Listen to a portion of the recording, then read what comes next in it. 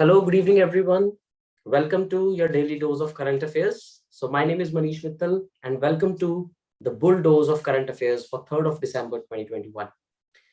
In case you're watching this video for the first time, this is an initiative of HitBullsEye in which we are covering the most important current affairs of the day, 5 most important topics of that day, every day. So if you haven't subscribed to the channel, please do so and hit the bell icon so that you receive the notifications every day when we post these videos.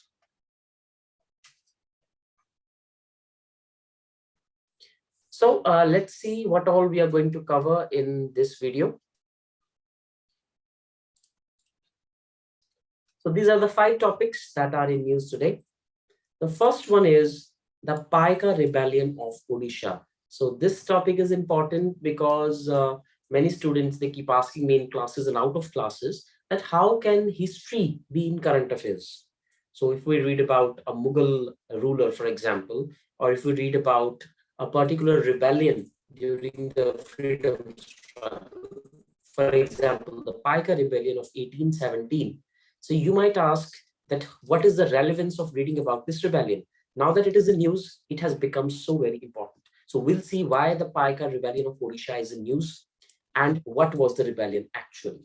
Secondly, there's a Unlawful Activities Prevention Act, which is in news. So the Supreme Court has wrapped the center government over the excessive incarceration of prisoners and or you can say under trials under the UAPA or Unlawful Activities Prevention Act. So we'll see what are the provisions of this act and what is it that the Supreme Court has recommended.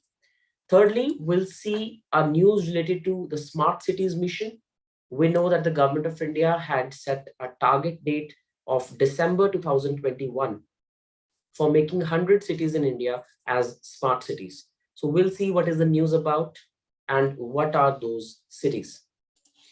Next, ZyCoV-D vaccine. What is this vaccine? What is the new ruling about this vaccine? This we'll know.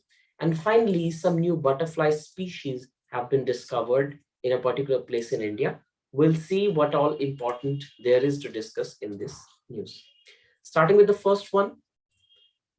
So all of us have studied that the revolt of 1857, which was mostly concentrated in the northern India. Basically, it was started by a sepoy named Mangal Pandey. So we consider that to be the first war of independence. However, almost 3 years ago, the government of India had hinted at a proposal to name Pika Rebellion of Odisha as the first war of independence. Because till then it was believed that 1857 was the first organized attempt at or you can say against the British. But in 1817, another rebellion had happened in Odisha. So the government thought that it was 40 years before the 1857 revolt. So why not it be called the first war of independence? So it put forward the proposal in front of the National Council of Education, Research and Training, that is NCRT. And it also put the proposal before the Indian Council of Historical Research, ICHR, which is an authoritative academic body that takes decisions in this regard. So now it has been decided that Pika Rebellion will not be classified as the first war of independence. Instead, the 1857 revolt will continue to be called the first war of independence. Now, why is it so? So it is what the ICHR has recommended. It is what the Council of Historical Research has recommended. So the Culture Ministry had received this reference from Odisha Chief Minister. So Odisha CM Naveen Patnaik had recommended to the central government that Pika Rebellion be declared as the first war of independence. But the proposal has been, as apparently it is known, that the ICHR or Indian Council of Historical Research has actually rejected the idea because it does not qualify to be called a national war of independence, since it was concentrated in a very small area as compared to the 1857 revolt, which had spread to quite a sizable portion on India's map. So that seems to be one of the major reasons why it hasn't been categorized. And what was Pika Rebellion? Pika Rebellion or Pika Bidroh was actually started in 1817 and it continued till 1825. So for 8 years, Pikas in Odisha revolted against the British, and it was a model for other states and other provinces to follow. However, due to the limited territorial outreach of this rebellion, it cannot be, or it is not fit to be qualified as the War of National Independence. That's why it has now been dropped. However, giving a consolation to the state, the government has decided that it will be included as a case study in the 8th class NCERT history textbook, so that the children can understand that 1857 was not the first organized revolt. It was the Pike. In the second important news, the Unlawful Activities Prevention Act is in news, and the Supreme Court has in a judgment held that any person who is accused under the Unlawful Activities Prevention Act cannot be put behind the bars for an indefinite period until the person is either convicted or acquitted. Because sometimes a trial goes on for like years, for 5 years, for 10 years. You cannot expect the person to be behind the bars without getting convicted. That's why a reasonable time frame should be set by the lower courts as well as by the investigating authorities, after which the under trial needs to be needs to come out of the prison in right earnest. Because if it doesn't, then it is a violation of his fundamental right, and therefore bail should be given as a norm and should not be an exception. But this act has always remained contentious, because Unlawful Activities Prevention Act generally deals with the terrorism related activities. So the court is of the view that depriving a person of his or her personal liberty for an indefinite period of time is not what the Constitution ought to achieve. So delivery of justice is a part of human rights. Timely delivery of justice is an even more important aspect of that, because justice delayed is justice denied. So speedy justice is also a part of right to life under Article 21 of the Constitution of India, and it is an inalienable fundamental right of Indian citizens. Once it is known that a timely trial is not possible and it is going to take a significant amount of time, the courts are obligated to release the under trial on bail. So this is what the Supreme Court has suggested. It in fact directed to all the lower courts, including the high courts, that in such cases, bail should be granted on a priority basis to the under trial so that his or her rights can be protected. Next up, the Smart Cities Mission. The Smart Cities Mission started in 2016, and the purpose of this mission was to make 100 participating cities as smart cities by 2021. However, now the deadline has been extended till June 2023. So the deadline has been extended by more than a year because of the delays that have been caused due to the COVID-19 and the resultant lockdown. So there was a 5-year period in which the Smart City Mission had to be implemented.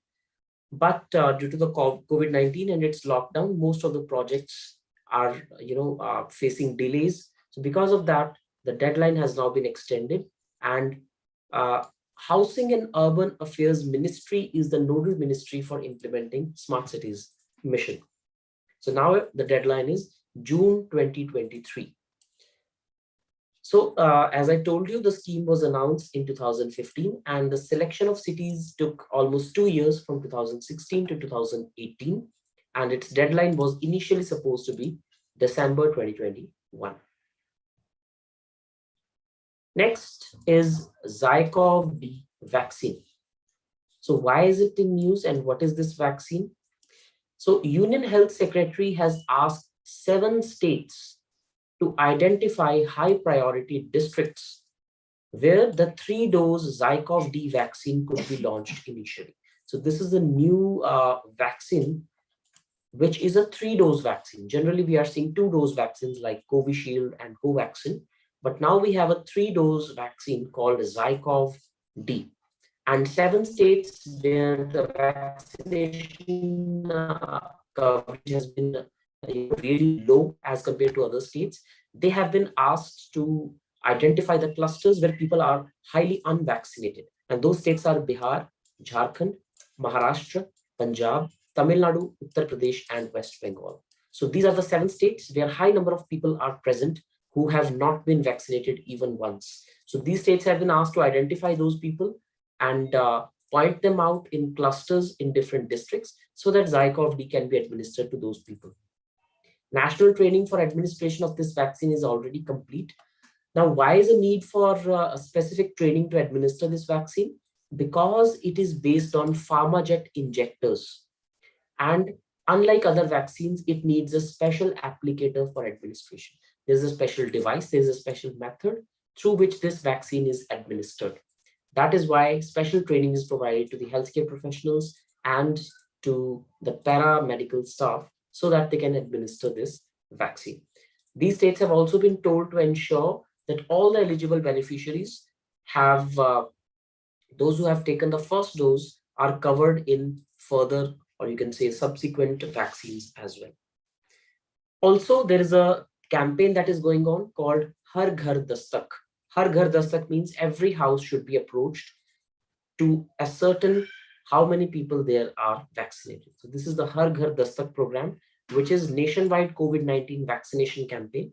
It has already resulted in almost 6% increase in first dose coverage and 12% increase in second dose coverage. So Har Ghar Dastak is a campaign associated with 100% vaccination target in India. And finally, a new butterfly survey at the Pika Rebellion Wildlife Division has been carried out, and it has recorded a remarkable increase in species numbers.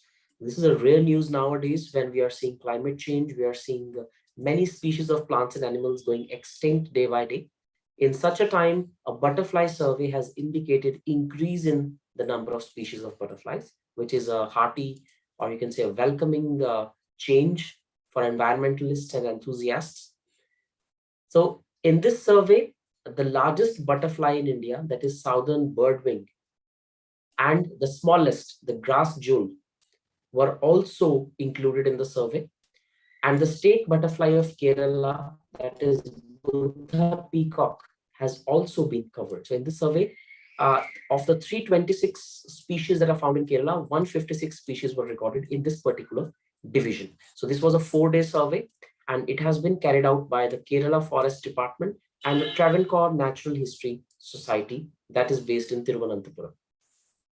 So these are the wildlife sanctuaries: Pika Rebellion, Chimani, and Challanur. So these wildlife sanctuaries have a significant population of wild butterflies.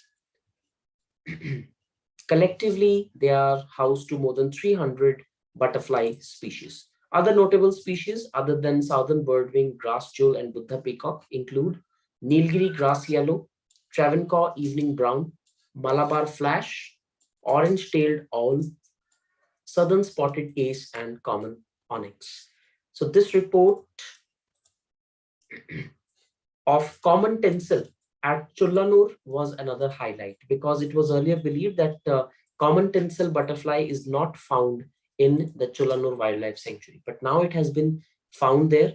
So altitudinal migration of common albatross was also recorded in Chimani. So what is altitudinal migration? Basically, every animal is accustomed to live in a particular habitat, which is above a certain height from the mean sea level.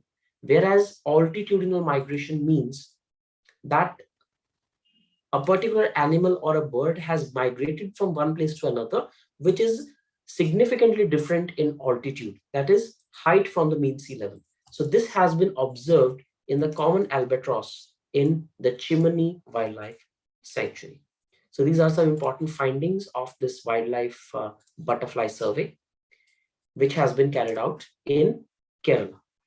So these were the 5 important news that were to be covered on 3rd of December. If you liked the video, please subscribe to the channel and hit the bell icon so that you are notified of all the videos that we post. Also, if you have any comments and suggestions for us, we are more than welcome. We are more than willing to accept any of your suggestions. So do comment in the comment section with anything that you like or dislike about this show.